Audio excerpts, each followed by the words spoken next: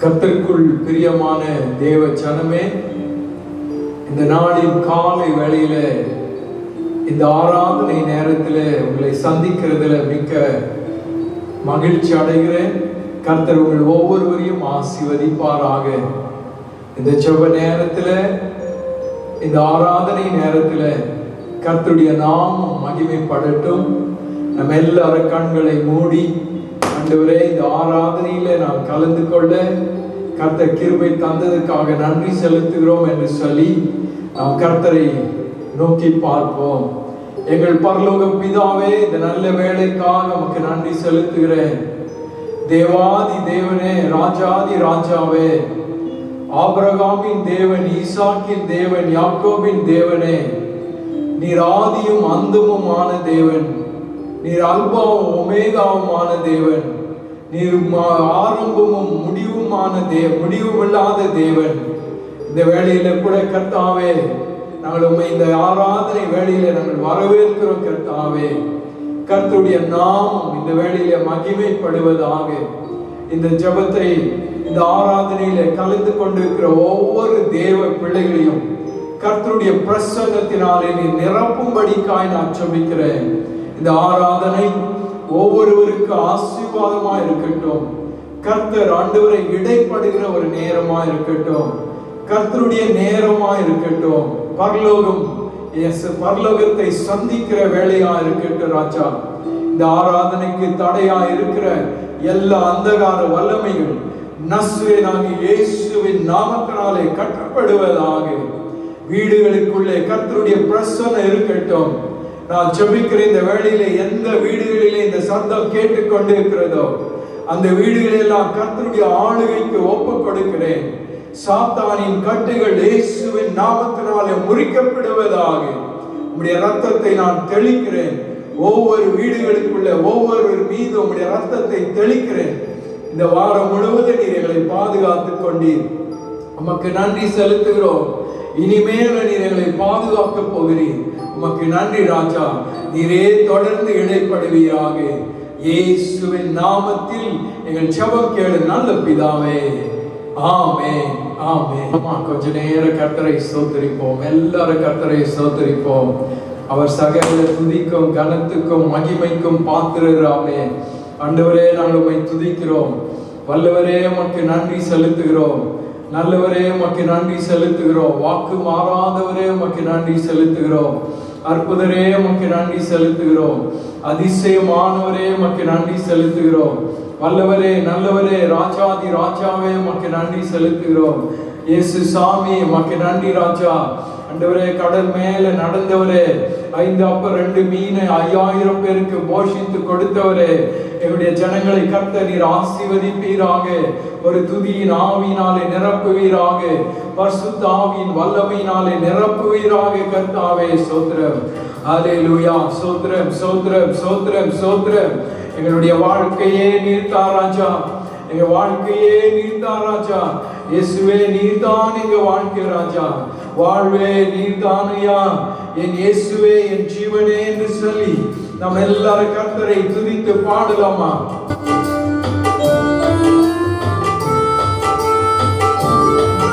ஆமென். கரங்களை தட்டி இருக்கிற இடங்களிலே பாடலாமா? வாழ்வே நீர்தான் ஐயா, என் வாழ்வே நீர்தான் ஐயா. என் ஜீவனே, என் இயேசுவே, என் ஜீவனே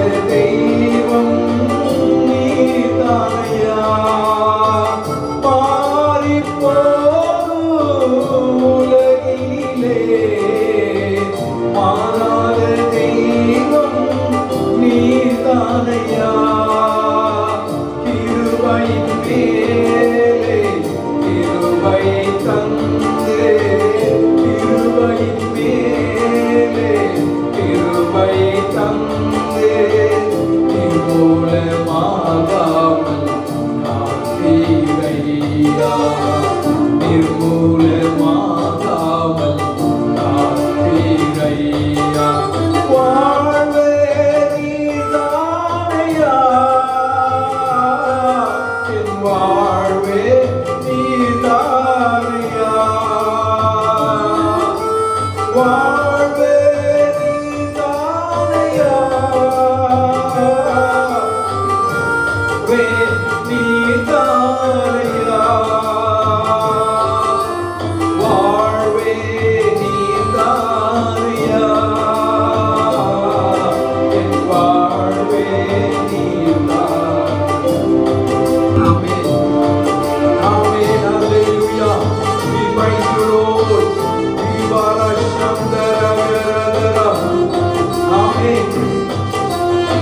ஆவியானவரே, நான்கு திசையில் அலைந்தேன் திரிந்தேன், ஆறுதல் சொல்ல யாரும் இல்லையே. நான்கு திசையில் அலைந்தேன் திரிந்தேன், ஆறுதல் சொல்ல யாரும் இல்லையே. உன்னதமானவர் மறைவினில் வந்தே, உன்னதமானவர் மறைவினில் வந்தே, நிம்மதி நிம்மதி அடைகின்றேனே, நிம்மதி நிம்மதி அடைகின்றேனே. வாழ்வே நீதானையா, என் வாழ்வே நீதானையா, என் வாழ்வே நீதானையா, என் வாழ்வே நீதானையா, என் வாழ்வே நீதானையா, என் வாழ்வே நீதானையா. எல்லாம் சேர்ந்து பாடலாமா? வாழ்வே நீதானையா, இயேசுவே என் வாழ்வே நீதானையா, என் இயேசுவே என் ஜீவனே, என் ஜீவனின் மேலும் ஆனவர், என் வாழ்க்கையின் ஒளி விளக்கே நீ போதுமே, என் வாழ்விலே வாழ்வே நீதானையா, என் வாழ்வே நீதானையா, வாழ்வே நீதானையா, என் வாழ்வே நீதானையா. ஆமென். வாழ்வே நீதானையா, என் வாழ்வே நீதானையா, என் இயேசுவே என் ஜீவனே, என் ஜீவனின் பெரும் ஆனவர், என் வாழ்க்கையின் ஒளி விளக்கே நீ போதுமே, என் வாழ்விலே வாழ்வே நீதானையா, என் வாழ்வே நீதானையா. தகப்பனே, உமக்கு நன்றி செலுத்துகிறோம். எங்க வாழ்க்கையே நீர்தான் ராஜா. இயேசுவே, ஆண்டவரே, எங்கு போகிறது, எப்படி போகிறது, என்ன செய்கிறது, நான் என்ன செய்வேன் என்று சொல்லி அங்கலாய்த்து கொண்டிருக்கிற இந்த நாட்களிலே கர்த்தர் தான் நீர்தான் எங்க வாழ்க்கை ராஜா. எங்க வாழ்க்கையை நடத்துகிற நங்கூரும் நீர்தான். ஆண்டவரே, எங்கள் வாழ்க்கையை நடத்துகிற நல்ல தகப்பன் நீர்தான். ஆண்டவரே, எங்கள் வாழ்க்கையை நடத்துகிற நல்ல தேவன் நீர்தான். நல்லவர் நீர்தான் ஆண்டவரே. எந்த நேரத்தில் எங்களை கைவிட மாட்டீர், எந்த நேரத்தில் எங்களை ஆசீர்வதிப்பீர், உயர்த்துவீர், எந்த நேரத்தில் இந்த கொரோனா பிரச்சனைகளை தாக்க விட மாட்டீர், எங்களை பாதுகாப்பீர், எங்களை மூடிக்கொள்ளுவீர், உம்முடைய சட்டைகளின் மறைவிலே மறைத்துக் கொள்ளுவீர். கர்த்தாவே, உம்முடைய வஸ்திர தொங்கலால் தேவாலயம் நிறைந்திருந்தது போல ஆண்டவரே, உம்முடைய வஸ்திர தொங்கலால் இந்த ஜெபத்தை கேட்டுக் கொண்டிருக்கிற ஒவ்வொரு வீடுகளும் நிறைந்திருக்கட்டும் ஆண்டவரே. உம்முடைய பிரசன்னத்தினாலே எங்களை நிரப்புவீராக. தீமான ஷகரதலதரம் லீமான ஷங்கடதகலதரம். Thank you, Spirit of the Lord. I praise you, Lord. Shabaradagaragaradaro Shangadadara Rimana Shagaladara. Glory to God. I praise you, Holy Spirit of the Lord. உம்முடைய வல்லமை உம்முடைய பிள்ளைகள் மீது ஊற்றப்படுவதாக. கர்த்தர் ஆண்டவரே தைரியத்தின் ஆவியை தருவீராக. ஆண்டவரே ஒரு சேனைக்குள்ளே பாய்ந்து செல்லுவேன், ஒரு மதிலை தாண்டுவேன் என்று சொன்ன கர்த்தருடைய வார்த்தையின்படி கர்த்தர் எங்களுக்கு தைரியத்தை கட்டளையிடுவீராக. ஆண்டவரே இந்த நாட்களிலே உம்முடைய பாதுகாப்பு எங்களுக்கு தேவை. உம்முடைய ஆணி பாய்ந்த கரங்கள் எங்களை மறைத்துக் கொள்ளட்டும். சாத்தானின் சகல சூழ்ச்சிகளுக்கு, வியாதியின் கொடுமைகளுக்கு எங்களை மறைத்துக் கொள்ளட்டும். ஆண்டவரே உம்முடைய பிள்ளைகளை கர்த்தர் தாமே ஆண்டவரே உம்முடைய பிரசன்னத்தினாலே மூடுவீராக. ஹalleluya. Glory to God, glory to God, glory to God. இதுவரை நடத்தின தேவன் நீர் எங்களை இனிமேல நடத்துவீர் ராஜா. நீர் எங்களை நடத்துவீர், எங்களை நடத்துவீர், எங்களை நடத்துவீர். ஆண்டவரே அமிழ்ந்து போகிற வேளையில பேதுருவை கரம் பிடித்து தூக்கி எடுத்தீரே, அதே கரை இந்த வேளையில எங்களை தூக்கி எடுக்கட்டும். ஆண்டவரே நீர் செய்த நன்மைகளுக்காக நான் நன்றி சொல்லுகிறேன். எண்ணில் அடங்கா ஸ்தோத்திரம் என்ற பாடலை நாம் எல்லாரும் பாடலாமா? எல்லாரும் சேர்ந்து ஒருமித்து ஆண்டவருக்கு நன்றி சொல்லி இந்த பாடலை பாடலாம். ஆமென், அல்லேலூயா. ஸ்தோத்திரம் ஆண்டவரே, துதிக்கிற ஆண்டவரே. எல்லாம் கொஞ்ச நேரம் கர்த்தரை ஸ்தோத்திரிப்போம். பாடலாமா? எண்ணில் அடங்கா கர்த்தரை ஸ்தோத்திரம் சொல்லி நாம் பாடலாமா? எல்லாருமே ஆண்டவரை ஸ்தோத்திரிப்போம். ஆண்டவருக்கு நன்றி சொல்லுவோம். அவர் செய்த சகல நன்மைகளுக்காக கர்த்தருக்கு நன்றி சொல்லுவோம்.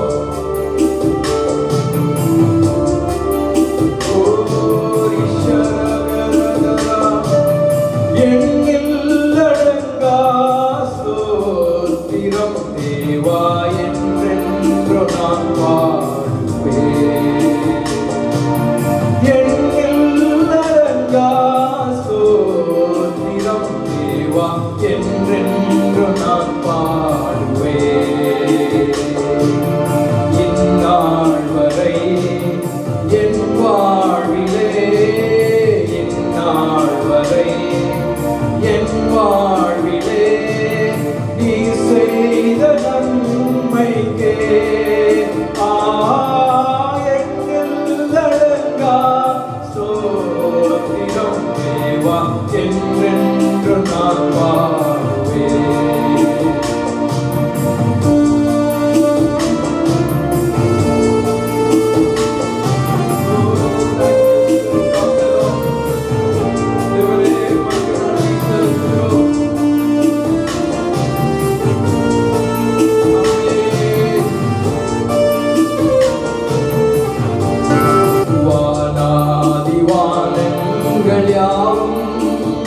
அதின் கீழுள்ள ஆகாயம்,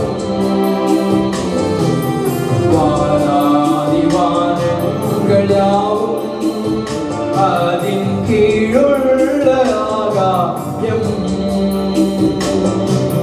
பூமியில் காண்கின்ற யாவும், பூமியில் காண்கின்ற யாவும் கர்த்தாவை போற்றுமே.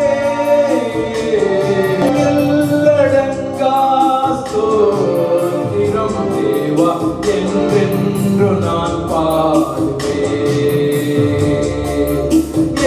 எல்லடங்கா ஸ்தோத்திரம் தேவா என்றென்று நான் பாடுவேன்.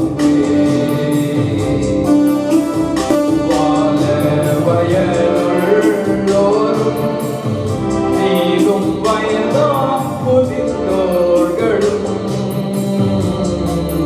வாழ வயதுள்ளோரும், நீகும் வயதா முதிர்ந்தோர்களும் பாலக தம்வாயினாலும், பாலக தம்வாயினாலும் பாடி உமை போற்றுவாரே. எண்ணில் அடங்கா ஸ்தோத்திரம் தேவா என்றென்று அப்பாவை துதித்து எண்ணில் நடக்கா சோத்திரம் தேவா என்றென்றோ நான் இந்நாள் வரை என் வாழ்விலே இந்நாள் வரை என் வாழ்விலே நீ செய்த நன்மைக்கே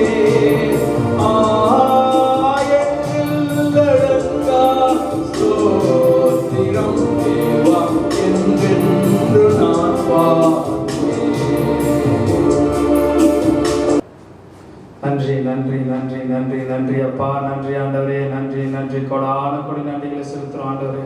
இதோ இந்த ஆராதனை வேலையிலே கூட அப்பா நீ எங்களோடு கூட ஆண்டவரை இடைப்பட்டீர் என்று நாங்கள் விசுவாசிக்கிறோம்.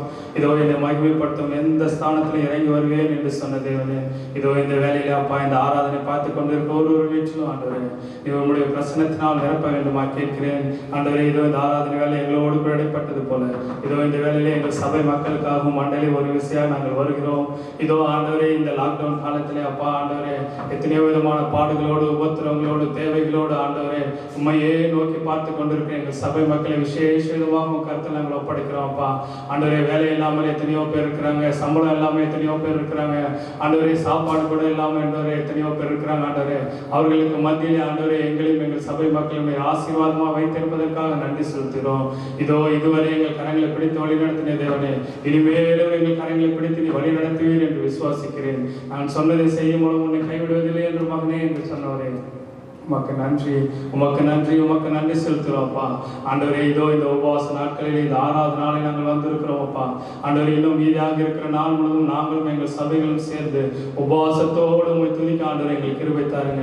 இதோ இந்த உபவாச நாளிலே என்னென்ன தேவைகளுக்காக எங்கள் சபை மக்கள் ஜபித்துக் கொண்டிருக்கிறார்களோ ஒவ்வொருவரும் வந்து சாட்சியாக நிற்கத்தக்கதா எங்கள் சபை மக்களை நீங்கள் ஆசீர்வதிக்க வேண்டுமா கேட்கிறேன் ஆண்டவரே. எங்கள் சபை மக்களை இந்த நேரத்திலே அப்பா நீர் கூட இருந்து வழி நடத்துகிறீர் என்று நாங்கள் ஒவ்வொருவரும் சாட்சிகள் கேட்கத்தக்கதால் எங்கள் சபை மக்களை நீங்க ஆசீர்வதிங்க. ஒவ்வொரு கிருபையினால் நீங்க நடத்துங்க.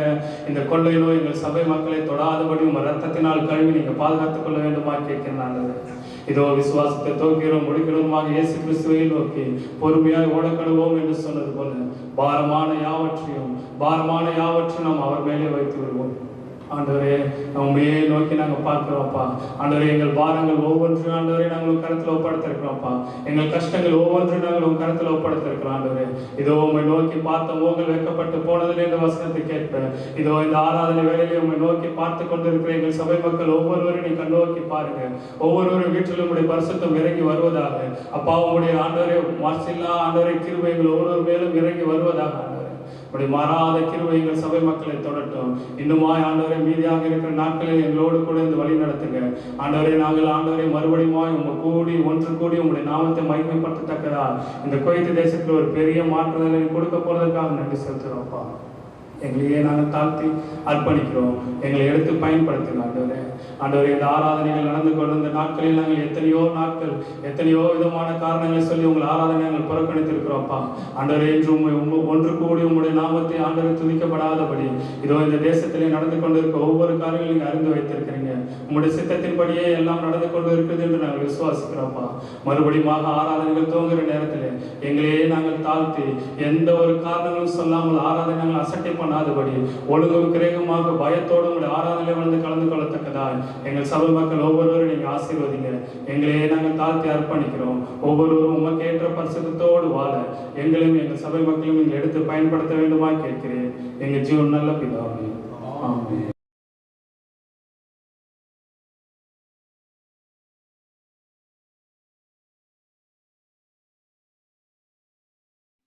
கர்த்தருக்கு மகிமை உண்டாவதாக. ஐயா ஸ்தோத்திரம். நான் பாபு பேசுகிறேன். எப்படி இருக்கீங்க ஐயா? நல்லா இருக்கீங்களா? நான் இங்கே நல்லா இருக்கிறேன். ஒரு நல்ல செய்தி என்னென்றால் இந்த வருடம் நான் திரிந்து 40 நாள் உபவாச ஜபத்தில் கலந்து கொண்டு தினமும் சர்ச்சைக்கு வந்துன்னே இருக்கேன் ஐயா. இனிமேல் அப்படியே இருக்கணும். தவறான பாதைகளை போகாமல் கர்த்தர் வழியில் நடக்கணும் அப்படின்னு நான் ஆசைப்பட்றேன். நீங்கள் எத்தனை வாட்டி ஜெபம் பண்ணியிருப்பீங்க. பாபு மாறணும், சர்ச்சில் ஒரு நல்ல விசுவாசம் இருக்கணும்னு சொல்லிட்டு. ஆனால் நான் மாறலை. ஏதோ சர்ச்சுக்கு வருவேன் போவேன், திருப்பி ஃப்ரெண்ட்ஸு கூட சேர்ந்தேன்னா மறுபடியும் அந்த குடிப்பழத்துக்கு ஆளாகி அப்படியே யாரும் பார்ப்பாங்க யாரும் பார்க்கறதில்ல, யாருக்கும் தெரியாதுன்ட்டு நான் அப்படியே இருந்துட்டேன். ஆனால் இந்த ஆண்டு எனக்கு என்னாச்சுன்னு தெரில, நானே திரிந்து வாழணும், இனி அந்த பாதையில் போகக்கூடாது, கெடுதலான பாதையில் போகக்கூடாது, கர்த்தருக்குள் நடக்கணும், கர்த்தர் பாதையில் நடக்கணும்னு சொல்லிட்டு நானே சர்ச்சுக்கு வந்துன்னு இருக்கிறேன். எனக்காக சாமுவேல் பாஸ்டர் ஐயா, அம்மா நேசா, இன்னும் என்னுடைய மனைவி, எங்கள் பெற்றோர்கள் அனைவரும் நிறைய வாட்டி ஜெபம் பண்ணியிருப்பாங்க. அந்த ஜெபம் வீணாக போகல. நான் இப்போ மாறிட்டு சர்ச்சுக்கு வந்துன்னு இருக்கிறேன் ஐயா. நீங்கள் வந்தீங்களானால் நான் ஞானஸ்தானம் எடுக்கணும்னு இருக்கிறேன். எடுத்துகிட்டு இனி கர்த்தர் பிள்ளையாக நான் வாழணும்னு நினைக்கிறேன் ஐயா. ஸ்தோத்திரம் ஐயா.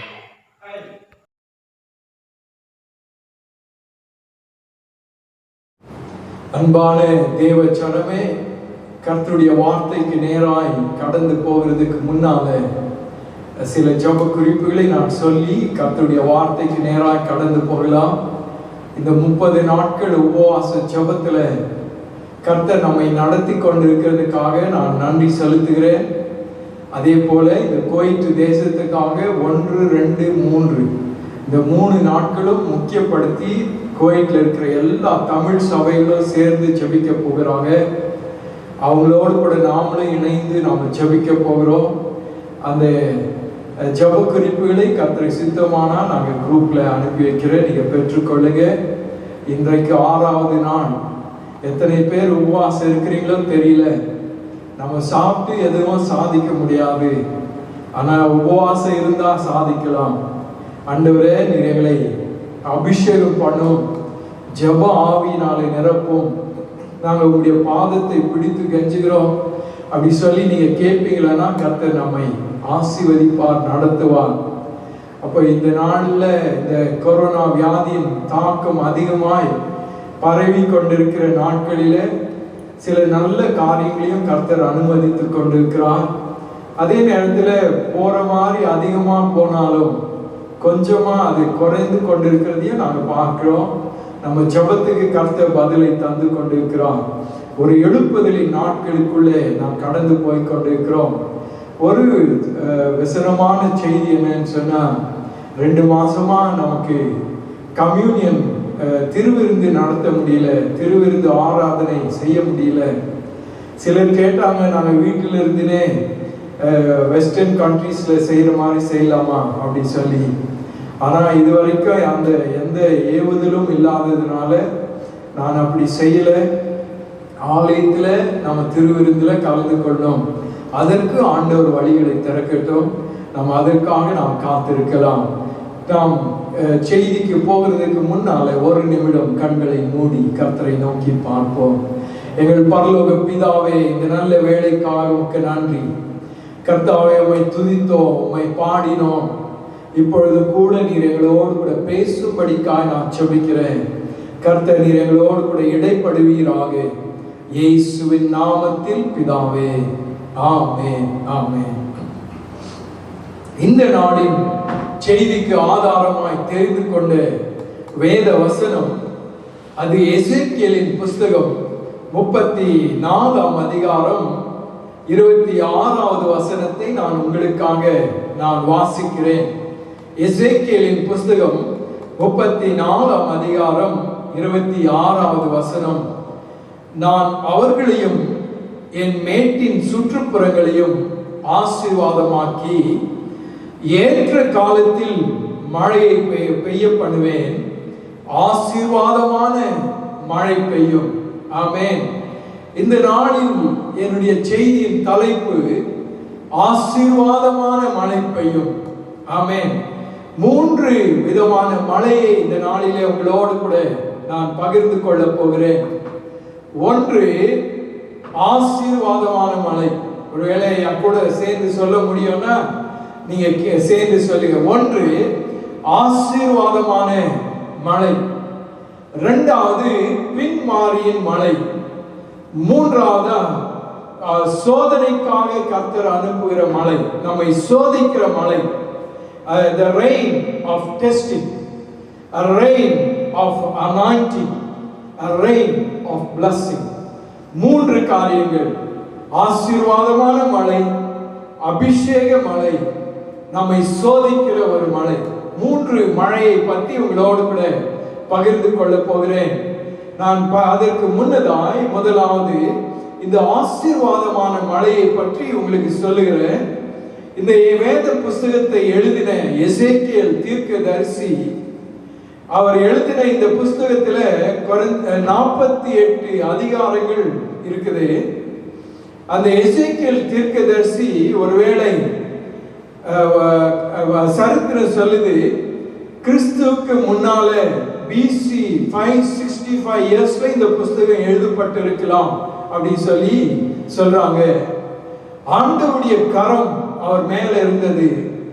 பல முறை அவர் தரிசனங்களை பார்த்தார். இந்த எசேக்கியேல் புஸ்தகம் முழுவதுமாய் நிறைய தரிசனங்களையும் தீர்க்க தரிசனங்களையும் அவர் எழுதி வைத்திருக்கிறார். இந்த எசேக்கியேல் புஸ்தகத்தை நீங்க முழுவதுமாய் தியானித்து பார்ப்பீங்களானா அதுல நிறைய தரிசனங்கள், பரலோக தரிசனங்களை பற்றி எழுதி இருக்கிறது. அப்ப அதிலே ஒன்று தான் அவர் தரிசனமாய் தீர்க்க தரிசனமாய் சொல்றாரு, ஆசீர்வாதமான மழை பெய்யும் என்று சொல்லி. இந்த வேத வசனம் ஒரு காலத்திலே வாழ்ந்தவர்களுக்காக மாத்திரம் இல்லை, இந்த காலத்துல இந்த சூழ்நிலையில போய்கொண்டிருக்கிற உங்களுக்காகவும் கூட இந்த வேத வசனம் எழுதப்பட்டிருக்கும். ஆமென். நீ விசுவாசித்தா ஆண்டவர் உனக்கு இந்த நாளிலே ஒரு ஆசீர்வாதமான மழையை தருவார். எத்தனையோ பேர் ஆண்டவரை நம்பி நம்பி அந்த ஆசீர்வாதங்களை சுதந்திரித்திருக்கிறாங்க. இந்த வேத புஸ்தகத்தை நாம சற்று அலசி ஆராய்ந்து பார்ப்போமானா, இந்த காலத்துல வேதத்தை வைத்திருக்கிற நாம தான் மிகவும் பெரிய பாக்கியசாலிகள். ஏன்னா ஒரு 500 வருஷத்துக்கு முன்னால தான் வேத புஸ்தகம் பிரிண்ட் பண்ணி எல்லார் கையிலும் கொடுக்கப்பட்டிருக்கிறது. 1455 வருஷம் தான் முதல் ஜெர்மனியில ஒரு மெட்டல் பைபிள அவங்க ரெடி பண்ணி செய்திருக்கிறாங்க. அப்ப அந்த பைபிளை அவங்க மெதுவா டெவலப் பண்ணி அந்த பைபிள் கொஞ்சம் கொஞ்சமா பல லாங்குவேஜ்கள்ல அதை எழுதி இருக்கிறாங்க. இந்தியாவில் கூட வில்லியம் கேரி என்ற ஒரு பெரிய ஸ்தாபகர் இந்தியாவுக்கு வந்து பிரிண்டிங் மிஷினை கொண்டு வந்து நிறைய பைபிள்ஸை பிரிண்ட் பண்ணி இந்திய தேசத்துக்கு முழுவதுமாய் அனுப்பினார்.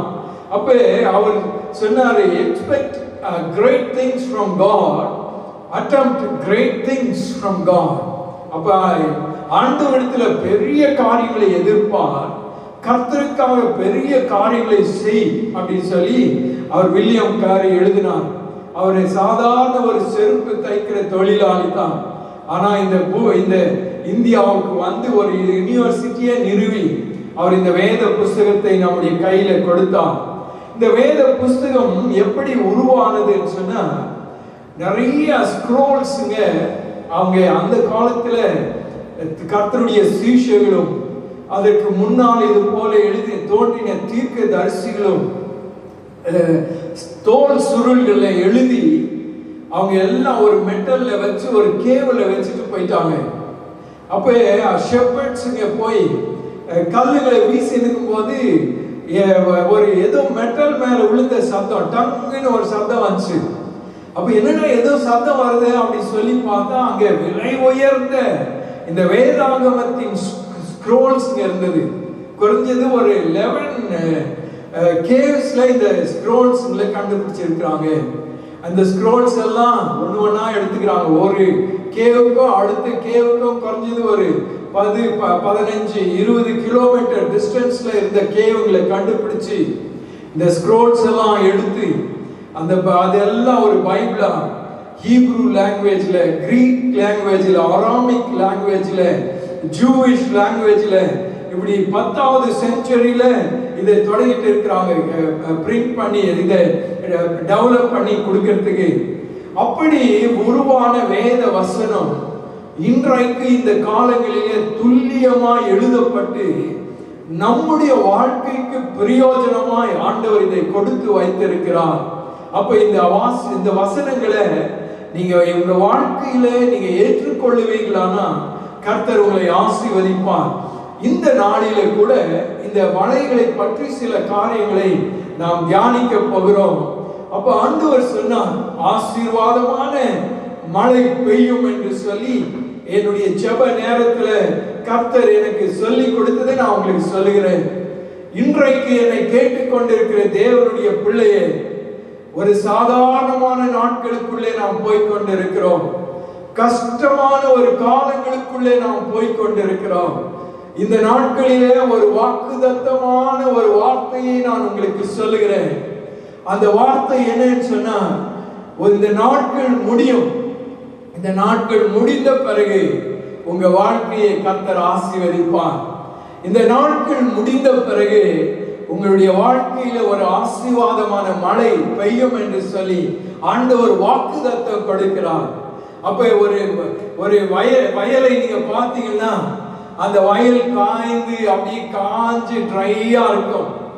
அப்ப அந்த நேரத்துல ஒரு சின்ன மழை பெய்யும், அது ஒரு பனித்தூறலை போல இருக்கும். அப்ப அந்த பனித்தூறலை போல ஒரு மழை பெய்த உடனே அந்த விவசாயி என்ன பண்ணுவான், வேக வேகமாய் உழுது விதையை விதைப்பான். இதுதான் ஒரு பனித்தூறலின் அனுபவம்.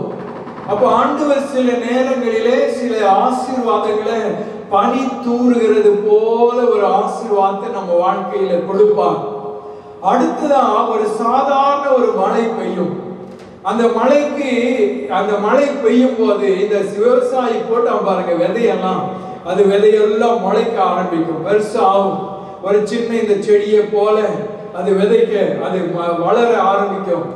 அப்ப அந்த சாதாரண மழையை போல நம்முடைய வாழ்க்கையிலே கர்த்தர் சில ஆசீர்வாதங்களை கொடுக்கும் போது நாம யோசிக்கிறோம், பெரிய ஆசீர்வாதத்தை ஆண்டவர் கொடுத்துட்டாரு, அவ்வளவுதான், இனி ஆண்டவரை தேட தேவையில்லை, இந்த ஆசீர்வாதம் போதும்னு சொல்லி நிறைய பேரு அதிலேயே திருப்தி ஆகி பின் வாங்கி போயிடுறோம். ஆலயத்துக்கு வர்றதுல, ஆண்டவரை தேடுகிறதுல, தனி ஜபம் ஜபிக்கிறதுல, வேதத்தை வாசிக்கிறதுல, ஆலயத்துக்கு போகிறதுல, உபவாசத்துல கலந்து கொள்ளுகிறதுல, ஜபிக்கிறதுல கொஞ்ச நேரம் கொஞ்சம் ஆசீர்வாதத்தை ஆண்டவர் கொடுத்தது உண்மைதான். அந்த ஆசீர்வாதம் மேக்சிமம் ஒரு வீடு இல்ல ஒரு காரு, ஒரு சின்ன 2 வீலர் இப்படி வச்சுட்டு இருப்போம். இது சாதாரணமான ஒரு ஆசீர்வாதம். இந்த ஆசீர்வாதத்தை ஆண்டவர் சொல்லல, இந்த ஆசீர்வாதத்தை தான் ஆண்டவர் கொடுத்திருக்கிறார். அதுக்கே திருப்தி ஆயிட்டா அப்ப மீதி இருக்கிற ஆசீர்வாதங்கள் எப்படி? அடுத்தது ஒரு பெரிய ஆசீர்வாதம், அது ஒரு கனமழை போல ஒரு ஆசீர்வாதம் வரும். அந்த கனமழையின் ஆசீர்வாதம் எப்படின்னா, அப்பதான் எல்லாம் நிரம்பி, ஆறுகளும் குளங்களும் நிரம்பி, ஆறுகளெல்லாம் நிரம்பி டேம் ரொம்ப. அப்ப அந்த டேம்ல இருக்கிற எல்லா டோர்ஸ் திறந்து விட்டு தண்ணி எல்லாம் வெளியே அனுப்புவாங்க. ஒரு டேம் நாங்க இருக்கிற கர்நாடகால மைசூர்ல ஒரு டேம் இருக்கு, கிருஷ்ணசாகர் KSR டேம் சொல்லி பெரிய டேம், இமேஜின் பண்ண முடியாத அளவுக்கு இருக்குது. அந்த டேமுக்கு முன்னால நின்னா நாங்க எல்லாம் சின்னதா ஒரு சின்ன பூச்சி மாதிரி இருப்போம். அவ்வளவு பெரிய டேமை கட்டி இருக்கிறாங்க அந்த காலத்துல. அந்த டேமை வச்சு தண்ணியை நிரப்புறாங்க. அந்த டேமும் நிரம்பி தண்ணியை எல்லா மதகுகளும் திறந்து விடத்தக்கதாய் தண்ணி நிரம்பி வழியுது. அதுதான் கனமழை. அப்ப ஆண்டவர் ஆசீர்வாதத்தை உங்களுக்கு கொடுப்பாரானா, நீங்க எவ்வளவுதான் சேவிங்ஸ் பண்ணி வச்சாலும் அந்த சேவிங்ஸ்ல அந்த ஆசீர்வாதம் பத்தாது. அந்த ஆசீர்வாதத்தை ஆண்டவர் கொடுக்க கொடுக்க கொடுக்க நீ வச்சிருக்கிற பேங்கிங்ல அதை வைக்க முடியாது. அந்த டேமை மதங்களை திறக்கிறது போல உன்னுடைய ஆசீர்வாதங்கள் மற்றவர்களுக்கு போகத்தக்கதாய் கர்த்தர் ஆசீர்வதிப்பார். இப்ப இருக்கிற ஆசீர்வாதம் எப்படின்னா, மணல்ல தண்ணி ஊத்துனா எப்படி உறிஞ்சி குடிச்சிருந்தோம் அந்த மாதிரி சில காசுகளை நம்ம வச்சுட்டு இருக்கிறோம். அவ்வளவுதான் நம்முடைய ஆசீர்வாதம். ஆனா கர்த்தர் சொல்லுகிற இந்த ஆசீர்வாதமான மழை எப்படி இருக்குன்னா, கனமழையை போல நீ சேர்த்து வைத்தாலும் சேர்த்து வைக்க முடியாத அளவுக்கு பெரிய ஒரு ஆசீர்வாதத்தை ஆண்டவர் ஊற்றுவார்.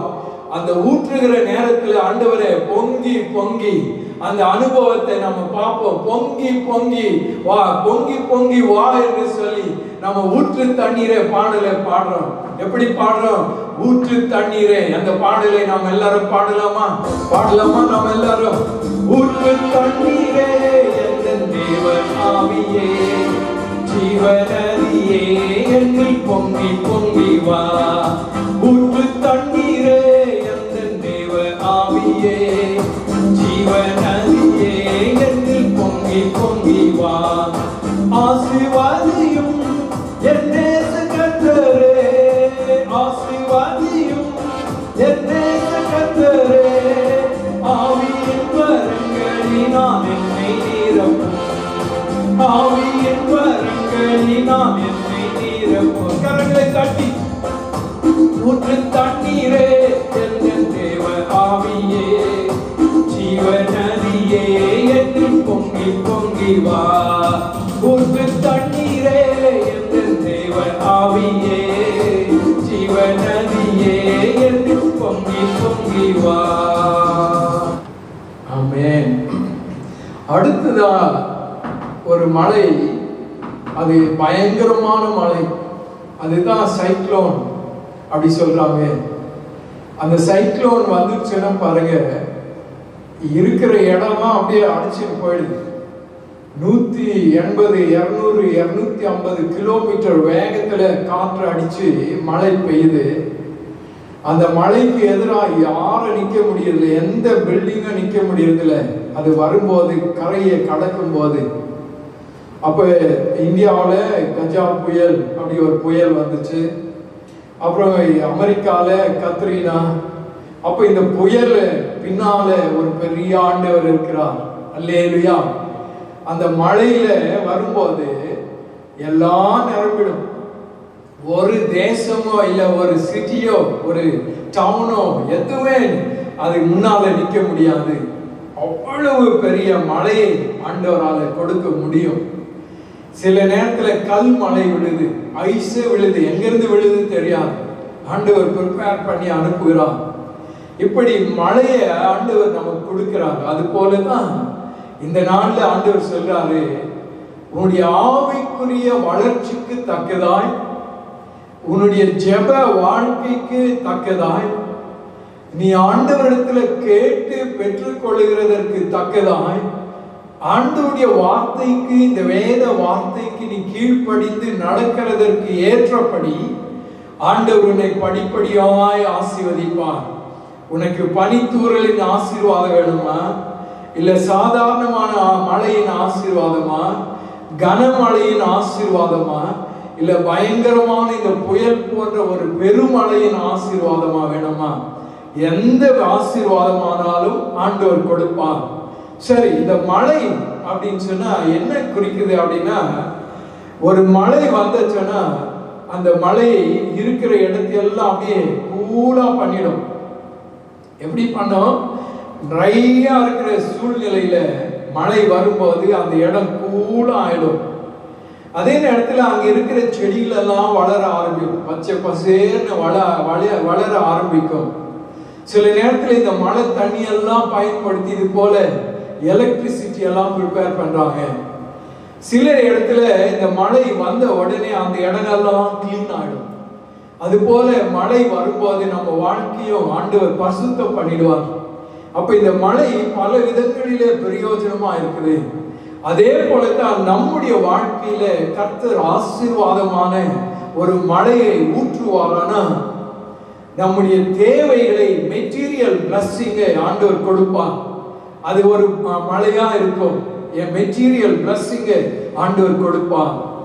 அதுக்கு அடுத்த பக்கம் எனக்கு தேவை, எனக்கு சுகம் வேணும் என்று சொல்லி நம்ம காத்திருப்போம்.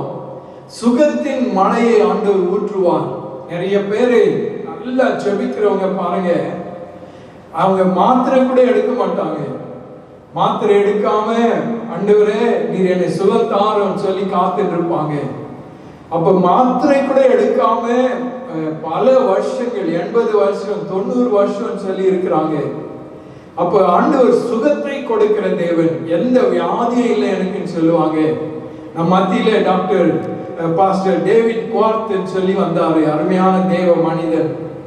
அவர் எனக்கு மெடிசன் வேண்டாம் பாஸ்டர், த்ரோட் இன்ஃபெக்ஷனு நீங்க மெடிசன் எடுத்தாதான் நல்லா ஆகும். அவர் சொன்னார் எனக்கு மெடிசன் வேண்டாம் பாஸ்டர், ஆண்டவர் எனக்கு சுகம் தருவார். அப்ப கொஞ்சம் கஷ்டப்பட்டார், ஆனா நல்ல சுகத்தோட ஊழியம் செய்துட்டு போனார். எப்படி நல்ல சுகத்தை கொடுத்து நீடிய ஆயுளை கொடுத்து ஆண்டவர் நடத்துறாரு. லாங் லைஃப் கொடுப்பாரு, ஞானத்தை ஆண்டவர் கொடுப்பார். இது ஒரு மழை, ஞானத்தின் மழையை ஆண்டவர் நம்ம மேல ஊற்றுவார். காய்ந்து போய் ஞானமே இல்லை, என் பிள்ளைங்க சரியா படிக்கவே இல்லை அப்படின்னு சொல்லி நீங்க அங்கலாய்க்கிறீங்களா? ஞானத்தின் மழையை ஆண்டவர் ஊற்றுவார். சில குடும்பங்களில சமாதானத்தையும் சந்தோஷத்தையும் ஆண்டவர் மழையாய் ஊற்றுவார். வீடு ஒன்றுமே இருக்காது, காலியா இருக்கும். ஆனா அவங்க வீடு கர்த்தருடைய பிரசன்னத்தினாலே கர்த்தருடைய சந்தோஷத்தினாலே நிரம்பி இருக்கும். எது இல்லைன்னா பரவாயில்ல, எனக்கு ஆண்டவர் இருக்கிறார், அது போதும் அப்படின்னு சொல்லுவாங்க. அந்த குடும்பம் சமாதானத்தினாலே சந்தோஷத்தினாலே நிரம்பி இருக்கும். இந்த சமாதானம் எப்படின்னா மெதுவா பொங்கி பொங்கி பொங்கி இவங்க வாழ்க்கை, இவங்க குடும்பம், அடுத்தது அவங்க வாழ்க்கை ஃபுல்லா, அவங்க தனிப்பட்ட வாழ்க்கையில, அவங்க இருக்கிற குடும்பத்துல, அவங்க சுத்தி இருக்கிற ஜனங்கள் மத்தியில, அவங்க இருக்கிற சொசைட்டில இப்படி அந்த மழை பெருகி கொண்டே இருக்கும். அடுத்ததான் ஆண்டவர் சொல்றாரு பாதுகாப்பின் மழை. இப்படி பல விதமா ஆண்டவர் மழையை தருவார். அப்ப இந்த மழையெல்லாம் எனக்கு வேணும் அப்படி சொல்லி நீங்க காத்திருப்பீங்களா, கர்த்தர் உங்களை ஆசீர்வதிப்பார். 27வது வசனத்தை நான் வாசிக்கிறேன். விருட்சங்கள் தங்கள் கனியை தரும், பூமி தன் பலனை கொடுக்கும், அவர்கள் தங்கள் தேசத்தில் சுகமாயிருப்பார்கள். நான் அவர்கள் நுகத்தின் கயிறுகளை அறுத்து அவர்களை அடிமை கொண்டவர்களின் கைக்கு நீங்களாக்கி விடுவிக்கும் போது நான் கர்த்தர் என்று அறிந்து கொள்வார்கள். இந்த 27வது வசனத்துல நாம பார்க்கிறோம். அந்த வசனம் சொல்லுது, விருட்சங்கள் தங்கள் கனியை கொடுக்கும். மழை தண்ணி வந்து செடியா மாத்திரம் மாறுறதுல அது பெரிய மரமாய் மாறி மழை கனி தரும் மரங்களாய் அது மாறும். அதுதான் வசனம் சொல்லுது. சங்கீதம் 1ல கர்த்தருடைய வேதத்துல தியானமா இருக்கிற மனுஷன் அவன் நீர்க்கால்களின் ஓரத்தில் நடப்பட்டு தன் காலத்தில் தன் கனியை தந்து இலை உதிராத மரத்தை போல இருப்பான். கர்த்தருடைய வேதத்தை உன்னுடைய வாழ்க்கையில நீ முக்கியப்படுத்தி இந்த வேத வசனத்தை தியானிக்கிற ஒரு மனுஷன், இந்த வேத வசனத்தை தியானித்து ஆண்டவர் இந்த நாளில இந்த வார்த்தை என்னோடு கூட பேசினாரு அப்படி சொல்லி நீங்க அண்டர்லைன் பண்ணி மார்க் பண்ணி அப்படியே நீங்க வைப்பீங்களா, ஒவ்வொரு பேஜா நீங்க மார்க் பண்ணி வச்சு அந்த வாக்குத்தத்தமான வார்த்தைகளை நீங்க பேசுவீங்களா, கர்த்தர் உங்களை நடத்துவார். அப்ப இந்த வார்த்தையில சொல்லுது கனி தருகிற வாழ்க்கை. அதுக்கு அடுத்து பூமி தன் பலனை கொடுக்கும், அவர்கள் தங்கள் தேசத்துல என்ன பண்ணுவாங்களா, சுகமா இருப்பாங்க. பூமி அது சபிக்கப்பட்ட பூமியா இருக்காது, முள்ளும் குறுக்குமாய் விளைவிக்கும் சொல்லி ஆண்டவர் மனுஷனை சபித்தார். அதனால பாருங்க, முள்ளு தானா வந்திருக்கும். தேவையில்லாத இடத்துல எல்லாம் முள்ளு தான் வரும். ஆனா பலன் என்பது நம்ம விவசாயம் செய்து விதையை விதைத்து வரும்போது அந்த பலன் பெருகி 100ம் 60மாய் பலன் தரும். ஆண்டவரை நம்புகிறவர்களுடைய வாழ்க்கை அது பெருகுகிற அற்புதம், 100ம் 60மாய் பலன் தருகிற ஒரு அற்புதம். ஆண்டவரை நம்புகிற ஒருவரையும் ஆண்டவர் கைவிடுகிறதில்லை. சாதாரணமாய் இருக்கிற ஜனங்களை அசாதாரணமான காரியங்களுக்கு ஆண்டவர் எடுத்து பயன்படுத்துகிற தேவன். அப்ப இந்த வசனம் சொல்லுது சுகமா இருப்பாங்க. அவங்களை ஆண்டவர் என்ன பண்ணுவாரா, அவர்களை அடிமை கொண்டவர்களின் கைக்கு நீங்களாக்கி விடுவிப்பார். நீ அடிமையா இருக்க போறதுல ஆண்டவர் உன்னை விடுதலை பண்ணுவார். இதுதான் ஒரு மழை. இந்த மழையை ஆண்டவர் உங்களுக்கு ஆசீர்வாதமான மழையாய் ஆண்டவர் ஊற்றுவார். அப்ப மழை என்றது நம்முடைய வாழ்க்கையில தண்ணீர் இல்லை, இது ஒரு ஆசீர்வாதத்தை ஆண்டவர் ஊற்றுவார். இந்த மழையை போல ஒரு ஆசீர்வாதத்தை ஆண்டவர் உங்க வாழ்க்கையில ஊற்றுவார். அப்ப நம்ம வீடுகளுக்குள்ள தண்ணி ஊத்தாது, அதுக்கு பதிலே ஆசீர்வாதத்தை ஆண்டவர் ஊற்ற செய்வார். அல்லேலூயா. அப்ப இதுதான் ஆசீர்வாதம், விடுவிக்கிற ஒரு ஆசீர்வாதத்தை ஊற்றுவார். அதே போல 28வது வசனத்தை நான் வாசிக்கிறேன், பாதியிலிருந்து வாசிக்கிறேன்.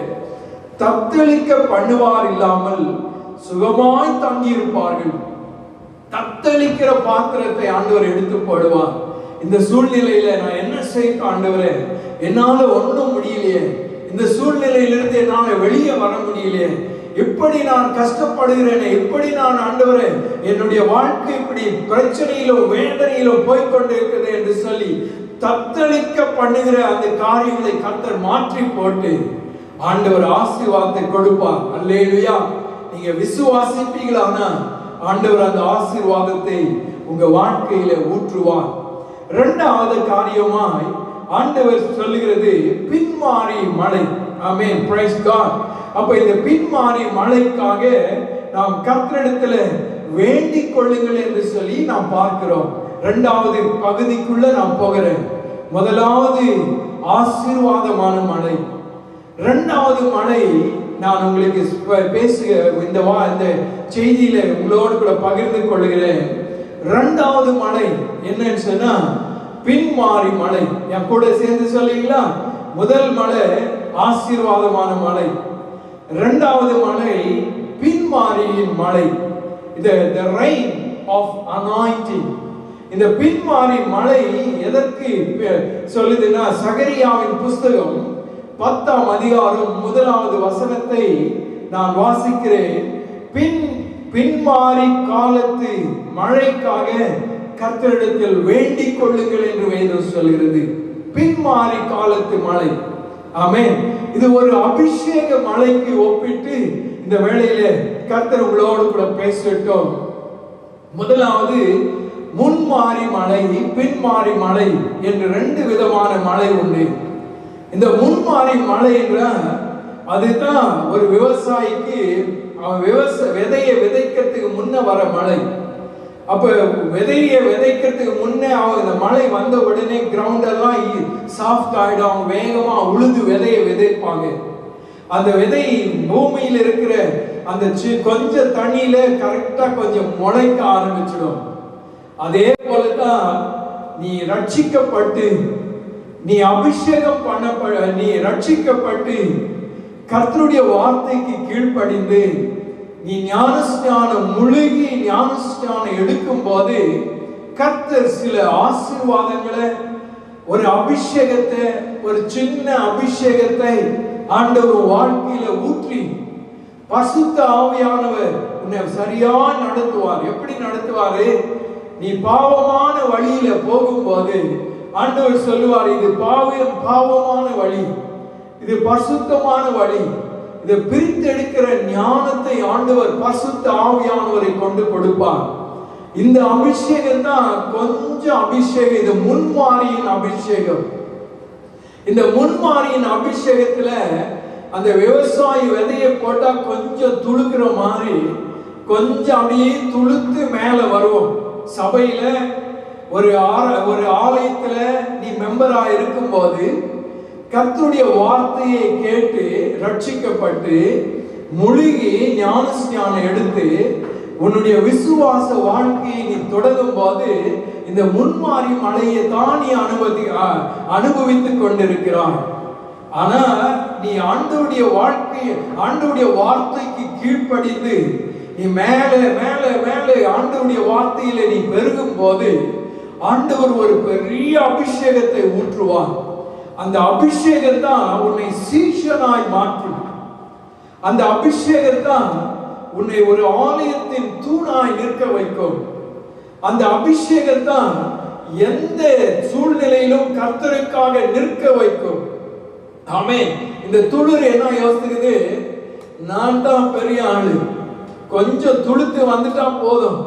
அந்த துளிரான ஒரு விசுவாச வாழ்க்கையிலே அந்த துளிர் என்ன சொல்லிட்டு, நான் தான் பெரிய ஆளு, நான் சர்ச்சில் என்னதான் நான் தான் பெரிய ஆள் அப்படி சொல்லி நிறைய கலகம், நிறைய பிரச்சனை, அந்த விசுவாசிகளால நிறைய சபைகளில பிரச்சனை. அப்படி இல்லை, நீ துளிர்த்து வரும்போது நீ ஆண்டவர்கிட்ட கொடுப்பாயானா ஆண்டவர் ஒரு பின்மாரியின் அபிஷேகத்தை ஊற்றுவார். அந்த அபிஷேக வாழ்க்கை தான் கனி தருகிற ஆவியின் கனிகளை தருகிற ஒரு வாழ்க்கை. கலாத்தியர் 5 அதிகாரத்துல ஆவியின் கனிகளை பற்றி சொல்லி இருக்கிறது. அதே போல ஆவியின் வரங்களை பற்றி சொல்லி இருக்கிறது. நீ இன்றைக்கு விசுவாசியா தான் இருக்கிற, நீ என்றைக்கு சீஷனாய் மாறுகிறது, ஆண்டவருடைய வரங்களை பெற்று கர்த்தருக்கு ஊழியம் என்றைக்கு நீ செய்யறது, நீ என்றைக்கு ஆண்டவருடைய ஊழியக்காரனாய் மாறுகிறது, நீ கர்த்தருக்காக என்றைக்கு நீ தியாகம் செய்கிறது, தியாகியாய் நிற்கிறது, எந்த சூழ்நிலையிலும் நான் ஆண்டவரை விட்டு போக மாட்டேன்னு சொல்லி ஒரு ஆலயத்துக்குள்ள நிக்கிறீங்க பாருங்க, அப்பதான் ஆண்டவர் அந்த பின்மாரியின் அபிஷேகத்தை ஆண்டவர் ஊற்றுவார். ஒரு எல்லா ஒட்டகத்துக்கும் ஒரு கூண் இருக்கும். அது போல சபைகளிலே பிரச்சனைகள் இருக்கும். அந்த பிரச்சனையை பார்த்த உடனே சபையை விட்டு ஓடி தாண்டி வாண்டி சபையை விட்டு சபை இல்ல வேற வேற ஆண்டவருடைய வார்த்தைகளை விட்டு போய் வெளியே போய் நின்றுடாம அந்த முன்மாரியின் அபிஷேகத்துல இருந்து பின்மாரியின் அபிஷேகத்துக்குள்ள கடந்து போகிறதற்கு ஆண்டவர் உன்னை அழைக்கிறார். அப்ப அந்த பின்மாரியின் அபிஷேகம் இந்த வேளையில, இந்த உபவாச நாட்களிலே நீ கர்த்தரிடத்துல கேட்டு பெற்றுக்கொள்ள வேண்டும். ஒரு அபிஷேகம் பெற்ற மனுஷனை நம்ம எப்படி அறிந்து கொள்ளலாம் சொன்னா, அவன் என்றைக்கும் ஆண்டவருக்காக ஓடணும் என்ற ஒரு இதய துடிப்புள்ளவனா இருப்பான். அபிஷேகம் பெற்றவன் என்றைக்கும் கர்த்தரை பற்றிய காரியங்களை சிந்தித்துக் கொண்டிருப்பான்.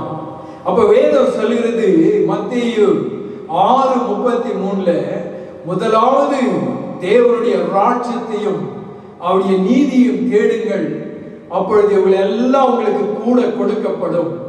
அந்த வார்த்தையை தான் நாங்கள் இங்க எழுதியிருக்கிறோம். The kingdom of God அப்படி சொல்லி எழுதி, இந்த ஆண்டவருடைய ராஜ்யத்தை தேடுங்க அப்படி சொல்லி எழுதி வச்சிருக்கிறோம். அப்ப தேவனுடைய ராஜ்யத்தை தேடுகிற அபிஷேகம் நமக்குள்ள வந்துடுச்சுன்னா மீதி எல்லாம் நம்முடைய தேவைகளை கர்த்தர் தானாய் சந்திப்பார். ஆண்டவர் என்றைக்கும் கடன்காரராக இருக்கிறதில்லை. என்றைக்கும் ஆண்டவர் நீ ஆண்டவருக்காக செய்கிறதை ஆண்டவர் மறக்கிறதற்கு அவர் அநீதி உள்ளவர் அல்ல, அவர் நீதி உள்ள நியாயாதிபதி. அவர் கட்டாயம் ஆண்டவர் கொடுக்கவே கொடுப்பார். அல்லேலூயா. மூன்றாவதா ஒரு மலை நம்ம தியானிக்க போகிறோம். அப்ப 2 மலை பத்தி நான் உங்களுக்கு சொல்லிட்டேன், உங்களுக்கு ஞாபகம் இருக்கும். ஆனாலும் ஒரு முறை சொல்றேன். ஆசீர்வாதமான மலை, 2வது பின்மாரியின் மலை, 3வதா ஒரு மலை. அந்த மலை என்னன்னா the rain of testing, நம்மை சோதிக்கிறதற்கு என்று கர்த்தர் அனுப்புகிற ஒரு பெரும் மலை. அந்த மலை பாருங்க, மத்தேயு எழுதின சுவிசேஷம் 7ஆம் அதிகாரம் 25வது வசனத்தை நான் உங்களுக்காக வாசிக்கிறேன். பெருமழை சொரிந்து பெருவெள்ளம் வந்து காற்று அடித்து அந்த வீட்டின் மேல் மோதியும் அது விழவில்லை, ஏனென்றால் அது கன்மலையின் மேல் அஸ்திபாரம் போடப்பட்டிருக்கிறது. இந்த வசனம் சொல்லுது, கன்மலையின் மேல அஸ்திபாரம் போடப்பட்ட ஒரு வீடு. அந்த வீட்டுக்கு ஒரு டெஸ்டிங் வந்துச்சு. என்னை கேட்டுக்கொண்டிருக்கிற அருமையான தேவனுடைய பிள்ளையே, இயேசுவாகிய கன்மலை, வேதம் சொல்கிறது இயேசுவே அந்த கன்மலை, இயேசு கிறிஸ்துவே அந்த கன்மலை. நம்முடைய தேவாதி தேவன் இயேசு, அவரே அந்த கன்மலை. அந்த கன்மலையாகிய கிறிஸ்துவின் மீது நம்முடைய விசுவாச வாழ்க்கை கட்டப்பட்டிருக்க வேண்டும். நம்முடைய விசுவாசம் ஆண்டவர் மீது வைக்கப்பட்டிருக்க வேணும். சில நேரத்தில் சில சூழ்நிலைகளை பார்த்த உடனே பயந்து கர்த்தரை விட்டு நம்முடைய பார்வை திரும்பிடும். அப்படி இல்லை, நம்முடைய பார்வை எந்த நேரமும் ஆண்டவர் மேலேயே இருக்கணும். இயேசுவையே பார்த்து கொண்டிருக்க வேணும். இயேசப்பா, எந்த சூழ்நிலையில நான் உண்மைத்தான் பார்ப்பேன் ஆண்டவரே, என்ன கஷ்டம் வந்தாலும் நான் உண்மைத்தான் பார்ப்பேன் ஆண்டவரே அப்படி சொல்லி ஆண்டவர் மேலேயே இருக்கணும் நம்முடைய பார்வை. பேதுருவை பற்றி வேத வசனம் சொல்லும் போது, ஏசாமி கடல் மேல நடந்து போனா அவர் ஆண்டவர் நானும் நடக்கட்டுமா, சீஷர்கள் கூட இருந்தப்ப எல்லா சீஷர்களையும் விட்டுட்டு பேதுரு மட்டும் சொன்னார், நானும் கூட நடக்கிற ஆண்டவரே. அவருக்கு எப்பவுமே ஆண்டவர் கூட இருக்கிறது ஒரு ரொம்ப அவருடைய மன வாஞ்சை. அப்ப ஆண்டவர் தண்ணி மேல நடந்திருந்தா அங்க கூட அவர் கூட இருக்கணும்ன்றது ஒரு ஆசை. அவர் செய்யறது தானும் செய்யணும்னு சொல்லி அவருக்கும் ஒரு வாஞ்சை. இயேசு என்னென்ன அற்புதம் செய்யறாரோ அதுபடி நானும் செய்யணும்ன்றது பேதுருக்கு ஆசை. அதனாலதான் இயேசுசாமி பரத்துக்கு எடுத்துக்கொள்ளப்பட்ட பிறகு பேதுருவின் நிழல்படுமா என்று சொல்லி வியாதியஸ்தர்களை கொண்டு வந்து ரோட்டில அவர் போகிற வழியில கிடத்தினார்கள் என்று சொல்லுது. அப்ப ஐனேயா என்ற ஒரு ஒருத்தகிட்ட பேதுரு சொல்லும் போது, நான் வெள்ளியும் பொன்னும் என்னிடத்துல இல்லை, என்கிட்ட இருக்கிற இயேசுவின் நாமத்தினாலே நீ எழுந்து நட அப்படின்னு சொன்னப்ப அவன் எழுந்து நடந்தான். இயேசுவை போல இருக்கணும்ன்ற ஒரு எண்ணம் இந்த பேதுருக்கு எப்போ உண்டு. நமக்கு கூட இயேசுவை போல இருக்கணும், இயேசுவோடு கூட இருக்கணும். நம்முடைய விசுவாச வாழ்க்கை இயேசுவின் மீது கட்டப்பட்டு இருக்கணும். அப்ப பேதுரு சொன்னார், ஆண்டவரே, நீர் தண்ணீர் மேல நடக்கிறது போல நானும் நடக்கணும் ஆண்டவரே. அப்ப சொன்னாரு, ஓகே இறங்கி வா. அப்ப இவர் போட்டு விட்டு இறங்கி நடந்து போறார். ஆண்டவர் ஏசாமி கிட்ட போறார். அப்ப அவருடைய பார்வை ஏசாமி மேலேயே இருந்தது. ஏசாமியே பார்த்துட்டே இருந்தார். ஏசாமியை பார்க்கறதை விட்டுட்டு திடீர்னு அவர் கீழே பார்த்தார் பாருங்க, தண்ணி. இவருக்கு ஞாபகம் வந்துச்சு, தண்ணி மேல நடக்க முடியாத நம்ம எப்படி நடந்திருக்கிறோம். அப்ப இயேசுவை மறந்துட்டார், தண்ணியினுடைய குணாதிசயத்தை பார்த்துட்டாரு. அந்த சூழ்நிலையில அவர் முழுகி போகிற நேரத்துல ஆண்டவர் தூக்கி எடுத்தார். நம்முடைய பார்வை எந்த நேரமும் இயேசு மேல இருக்குமானா, எந்த நேரமும் நான் கர்த்தரையே பார்த்து நடப்போமானா, தண்ணி போல ஒரு சூழ்நிலை, தண்ணி போல ஒரு காரியம் நம்ம வாழ்க்கையில நம்மை தத்தளிக்க பண்ணி கொண்டிருந்தாலும் கர்த்தர் நம்மை அது மேல நம்மை விசுவாசத்துல நடக்க செய்வார். அப்ப நம்ம ஆண்டவரை பார்த்து நடக்கிறதற்கு ஒரு விசுவாசம் உள்ள ஒரு வாழ்க்கை நமக்கு தேவை. அதுதான் வேதத்துல சொல்லுது, இயேசு ஆகிய கண்மலை மேல நம்முடைய வீடு விசுவாச வாழ்க்கை அஸ்திபாரம் போடப்பட்டிருக்க வேணும். அப்படி போடப்படவில்லைன்னா நமக்கு என்ன ஆமா பாருங்க, இந்த இடத்துல 4 காரியங்களை சொல்கிறது. பெருமழை சொரிந்தது, பெருவெள்ளம் வந்தது, காற்று அடித்தது. காற்று அடிக்கிறது எப்படி வீசும், புயல் காற்று வீசி கப்பல்களும் உடைந்து போகத்தக்கதாய் பெரிய காற்று வீசும் அந்த கடல் மேல. சில நேரத்துல மரங்கள் எல்லாம் உடைந்து விடும், பெரிய பெரிய மரங்கள். இந்தியாவில் நான் பார்த்திருக்கிறேன், பெரிய பெரிய மரம் ஒரு 50 வருஷம் 60 வருஷம் அப்படியே நின்றுட்டு இருக்கும், பெரிய ஸ்டெம் இருக்கும். ஆனா காற்று அடிக்கும் போது தானாய் சாய்ந்து விடும். அப்ப காற்று அடிக்கு சாதாரண காற்று இல்லை, இந்த வேதம் சொல்கிறது. அது அந்த வீட்டின் மேல என்ன ஆச்சா, மோதினது. 4வது என்ன சொல்லுது, மோதினது. மழை வந்தது மாத்திரம் இல்ல, அந்த பெருவெள்ளம் வீட்டை சுற்றிலும் சூழ்ந்து கொண்டது. வீட்டுக்குள்ளேயும் அந்த பெருவெள்ளம் வந்துருச்சு. காற்று அடிக்குது, வீடு அசையுது, அந்த காற்றினாலே அசையுது.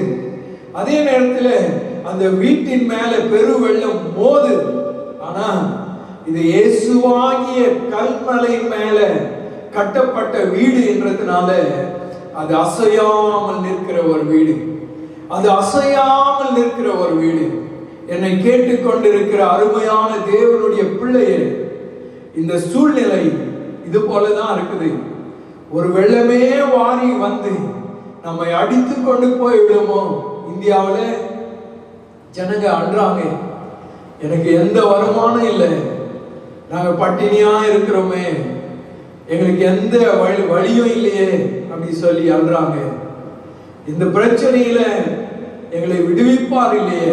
விவசாயிகள் ஒரு பக்கம், பழங்கள் காய்கள் எல்லாம் அழுகி கொண்டிருக்கிறது, நிலத்திலேயே விழுந்து அழுகி கொண்டிருக்கிறது, பூக்கள் எல்லாம் வாடி கொண்டிருக்கிறது. அதை கொண்டு போய் விற்கிறதுக்கு மார்க்கெட் இல்லை, கொண்டு போகிறதுக்கு லாரி இல்லை, அழுது கொண்டிருக்கிறாங்க. இந்த சூழ்நிலை என்ன ஆகுமோ, எங்க வாழ்க்கையை எப்படி குலைத்து விடுமோ சொல்லி அங்கலாய்த்து கொண்டிருக்கிறாங்க.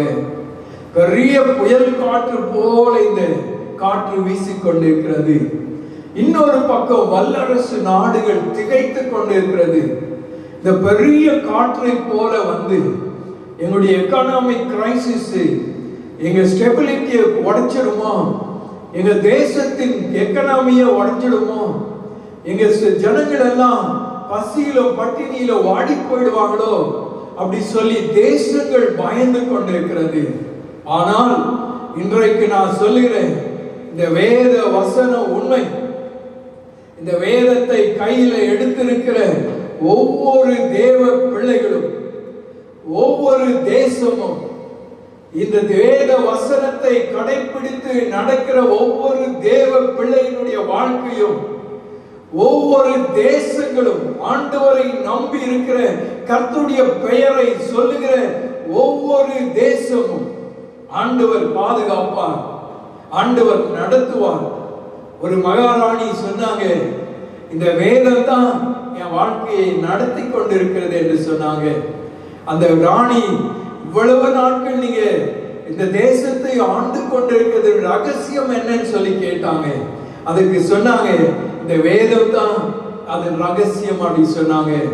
அப்ப வேதத்தின் ரகசியம் என்ன என்று சொன்னா, இந்த வேதத்தை எழுதின ஆசிரியராகிய இயேசு, பிதாவாகிய தேவன், பரிசுத்த ஆவியானவர் எந்த சூழ்நிலையில நடத்துவார். அது சாதாரணமான நமக்கு மாத்திரம் இல்லை, தேசங்களை ஆண்டவர் நடத்துவார்.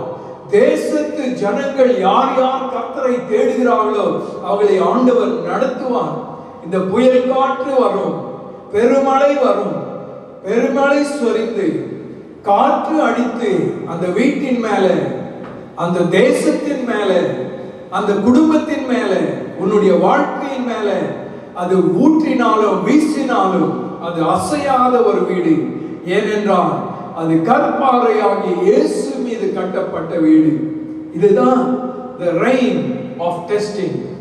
அப்ப இந்த வசனம் சொல்லுது, 24வது வசனம், நான் சொல்லிய இந்த வார்த்தைகளை கேட்டு இவைகளின்படி செய்கிறவன் எவனோ, இந்த வேத வசனத்தின்படி செய்கிறவன் எவனோ அவனை கன்மலையின் மேல கட்டின புத்தியுள்ள ஒரு மனுஷனுக்கு ஒப்பிடுவேன்.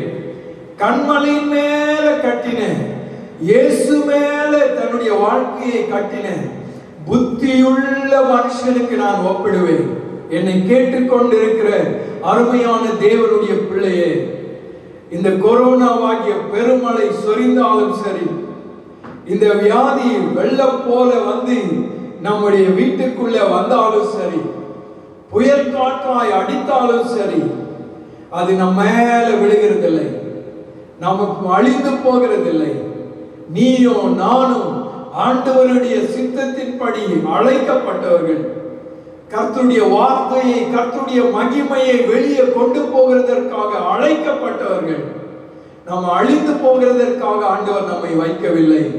இந்த சோதனை காலத்துல நீ ஆண்டவருடைய சமூகத்தில் நீ உறுதியாய் நில், ஆண்டவரோடு கூட உறுதியாய் நில். இந்த உபவாச ஜெபங்கள் உன்னுடைய வாழ்க்கையை உறுதிப்படுத்தட்டும். ரோமர் 8:28 சொல்லுகிறது, கர்த்தர் மேல நம்பிக்கை வைத்திருக்கிற ஒவ்வொருவருக்கும் என்ன எப்படி நடக்குமா? வசனத்தை நான் உங்களுக்காக வாசிக்கிறேன், கேளுங்க. அன்றியும் அவருடைய தீர்மானத்தின்படி அழைக்கப்பட்டவளாய் அவரிடத்தில் அன்பு கூறுகிறவளுக்கு சகலமும் நன்மைக்கு ஏதுவாய் நடக்கிறது என்று நாம் அறிந்திருக்கிறோம்.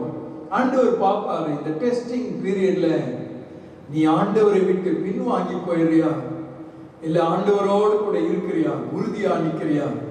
அப்ப ஆண்டவர் பார்ப்பாரு, மகனே மகளே, நான் இருக்கிறேன், நீ பயப்படாதே, நான் இருக்கிறேன், நீ எந்த சூழ்நிலையிலும் பயப்படாதே, உன் மேல ஒரு ஆசீர்வாதமான மழையை ஊற்றுவேன், ஒரு அபிஷேக மழையை ஊற்றுவேன், நீ ஆண்டவருக்காக நிற்பாய் என்று சொல்லி ஆண்டவர் இந்த நாளில உங்களோடு கூட பேசிக்கொண்டு இருக்கிறார். எனவே சில நேரங்களிலே சோதனை போல ஒரு மழை வந்தாலும் அதிலையும் நான் நிற்ப ஆண்டவரே, என்னை பாதுகாத்துக் கொள்வேன், என் ஆவிக்குரிய வாழ்க்கை அசையாதபடி நான் பாதுகாப்பேன் என்று சொல்லி நான் கர்த்தருடைய சமூகத்துல நாம் கண்களை மூடி கர்த்தரை நோக்கி பார்ப்போம். இந்த 3 விதமான மழைகள் உங்க வாழ்க்கையில இருக்கிறது. இந்த வாழ்க்கையில இன்னும் ஆண்டவர் ஒரு பெருகிற அற்புதத்தை ஆண்டவர் செய்யட்டும். நாம் கண்களை மூடி கர்த்தரை நோக்கி பார்ப்போம்.